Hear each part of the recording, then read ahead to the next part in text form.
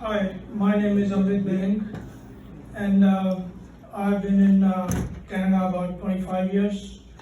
I came here in 1996 and I went to BCIT, spent 1 year in a post-diploma. While doing that, I drove taxi in the weekends in the downtown. I did labor jobs, I did first aid attendant jobs. And then I went to Langara College and finally went to UBC and did computer science degree. And that was on top of my existing electrical engineering degree from India and few years experience in India and Singapore. So I know what students and what their hardships are. So in our platform, we want to think about students. So I believe students' issues are, one is their expenditure while studying, and then once they finish their education, the job market and how it can support them. So I understand that some students here are paying certain fees and others are paying like 3-4 times more fees. And I understand that the housing costs, rents are so high that it's very hard to survive.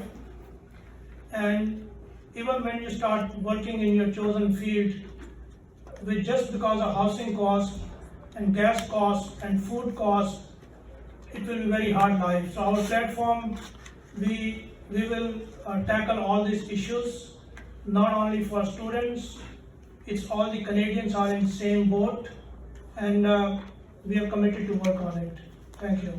Thank you for your time, Mr.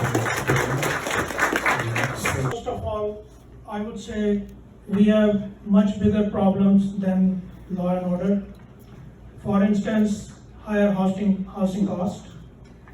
But media says we have law and order problem because they do not want you to think about real problems, because then you will ask your politicians why, and they have no answer to that because they are the one who created it. But if you really think about law and order problem, do you think if you double the police, it will solve the issue? Everyone has to pay just a little bit more tax and fund the police. No, it will not solve. Because criminals will find places where there is no police. They are not going to commit crime in front of police. So it won't change anything. Crime is reflection of our society. When you double your rent, your tuition fees, your gas, your food, people go into drugs. They cannot handle the depression. So we need to make an equitable society. Everyone has equal opportunity. Politicians stop funding special interest groups at the expense of common people. When governments get their act right and people start trusting government and start working in the system, we can minimize the crime. I lived in a country called Singapore, which is the only country in the world which has zero crime. A girl can go to a party bar in the middle of the night and then can walk in a back lane and she is absolutely safe. Thank you. Thank you. Mr. Barry, please. Yes, I like to keep my head above my emotions, so let's pass this problem. First thing, sometimes some police officer profile people. That's because police are always outside fighting criminals. They don't know who will pull the gun on them. So every day they risk their lives, and they have kids at home as well, just like everyone else. So is there some kind of defense mechanism to identify people? Some of them go overboard, sure. So it's an individual problem, and we need better training and monitor them. Second thing, they work under high stress. When you are under high stress, sometimes you make bad judgment call. So again, they should be trained on that. Now speaking of diversity, some of us have come from foreign countries. I'm born and brought up in India. So where I used to live, it's the same race police, everyone's same race. So you would think there shouldn't be any issues there. And can anyone guess how much people in India trust their police? 0%. Even though they are all same race. So what really matters is people's characters. the empathy towards human beings. And that's what we should be looking for in our police. Instead of just trying to create racial divide, diversity, because more media does this propaganda, more it gets into the people's head and it blows up the problem and distract us instead of solving it. Thank Ms. you. Berry. First time I rented a basement suite in Vancouver for $375. And I think at that time, Surrey's price was about $200. It was quite affordable. I have owned house, but currently I'm renting, it's about $2,200. It's about 60-70% of my income. And it's not a Surrey issue, it's Canada-wide issue. Every state, every province, coast to coast. If you double the housing prices and rent prices in a country, it's a recipe to make every middle class hand to mouth. And once you're hand to mouth, you just work like a horse, you really have no life. So it's a very dangerous situation. As per me, there are two main reasons for house pricing and rents high. One is, since 2001, Canadian government started selling houses to foreigners. People sitting abroad, they need visa to come to Canada, but they just sign the paper, and through their realtor, they own a property in Canada. At the same time, we were not building that many houses, so inventory got lesser and lesser and lesser. And then, second problem is our federal government. Our federal government has a plan to take in certain people every year, which is very good. But what they don't think is they need to live somewhere as well. They need medical facilities as well. They need schools as well. Thank you, Ms. Berry. Thank you. We'll hear from Amrit. When I don't do software development, these are some of the things I do. Horse riding, archery, sport shooting, hunting, yoga, taekwondo. I'm black belt in taekwondo. Why I am able to do that? First thing, that's what my dream for all of you is. You should be able to enjoy life fully and try everything, not just work like a workhorse. And how is it possible? If you spend all your time in doing one or two jobs to support yourself because of high rents, high transportation, high food, you're not gonna do anything. So enemy is the high living cost. So in order to alleviate, I propose that we should build on-campus housing. We have a lot of parking lot land. Rest of the world uses multi-story parking, the ramps. Since we don't have land, we need to go up. So they should use half the parking lot for multi-story parking and build some low-cost housing for students. I think $500 per room should be max. And federal government, who decides to bring students, it's their responsibility to give some money, funding for it. Also, the education institutes who charge 3-4 times tuition fee for international students and make a whole lot of money, they should also shell out the money. Studying should not be a business for government to make money. It's a sacred duty and government must fund the housing. Thank you. Thank you.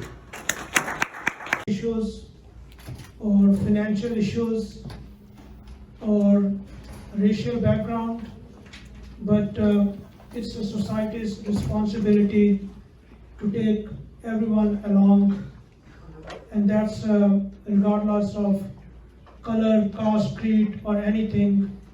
It's always government's responsibility to give everyone equal opportunity and support them. I know in our schooling system, we already have this program that when kids have to give fees for something, if they have financial hardship, they can talk to their teacher and principal, and they do get accommodated. And there are many more examples, and we need to keep doing that. Thank you. Thank you. Can I just, sorry. The questioner says there's a decline in civic participation and there's also an increase in gang activity. So can you talk about the issue of getting people more involved and then reducing gang activity? Thank you. Let's talk about reducing gang activities first. Gangs always come into being because some people don't have enough opportunities, so they want to make easy money. Some people just simply do not trust government. They want to make easy money. Some people are so financially distressed that they will do anything for money, and gangs have easier time recruiting them. So these are societal issues. If we can make our society more justified, more equal opportunities for everyone, motivate our youth in school, give them better employment, give them extracurricular activities which are affordable so that they can spend their energy in productive ways and they can get some medals for Canada in the Olympics, that's much better way to go. It's more like government incompetence. And your first question, civic involvement. In last municipal election 2018, only 30% people participated they voted. So 1 in 3. So why? Because they do not trust government. They do not trust any of the politicians. They know everyone is lying. They just come and do sweet talk and then they go back and they do whatever BS. We have federal MP sitting here. We have provincial MLA sitting here. And they had 4 years to fix housing problem, gas issue, food. Instead of doing anything, they are talking about it. Is it a joke? And you still believe them? And that's the reason people do not want to vote, because they don't trust them. So they know nothing is gonna change. They will come and go, talk BS, and then take their fancy salaries and pensions. And believe me, they don't tell you what they did for 4 years. They said, I was on this committee, I was on that committee, I've elected 4 times. If they have done anything, they will say, what did they do? Not brag that they were on committees. Okay, thank you. Thank you, Amrit. Here is Amrit. I have been thinking for the past 20 years why some countries are poor and some are rich. I have lived in India, Singapore, Canada. I know about US, Africa, South America, rest of the Asia. And the reason a country is poor or prosperous is only one, the level of corruption in a country. All the corrupt countries are poor. Sure, some people are very rich, but average people is poor. And in better countries, there is a much lesser corruption like Canada. So human corruption is the root cause of every problem. If you pay high taxes, if your rents are high, if your food is high, it's all because the tax that your government collects, it does not spend on you. 80% of it goes in somewhere else, disappears. For instance, our party, People's Council Surrey, for each dollar we are spending on campaign, the other established parties, they are spending $100, 100 times more money. Where is that money coming from? It's coming from people who are funding them. So they are someone's horses who are running them. So when they elect, where does the money, tax money will spend? It will be spent in favoring those special interest groups. And that is the reason rich always get richer, poor always get poorer. And you might have seen it firsthand. So if you want a clean government who uses your tax in an efficient manner without eating it and giving it to special groups, and if you want $500 or affordable student housing, if you want better jobs which can be done by creating a tech park and industrial hubs here so that more employment is generated. If you want a better future and you want to not just work, have some spare time and money so you can enjoy the rest of life as well, then please consider voting for People's Council Surrey. Thank you, Amrit. Thank you. Thank you very much.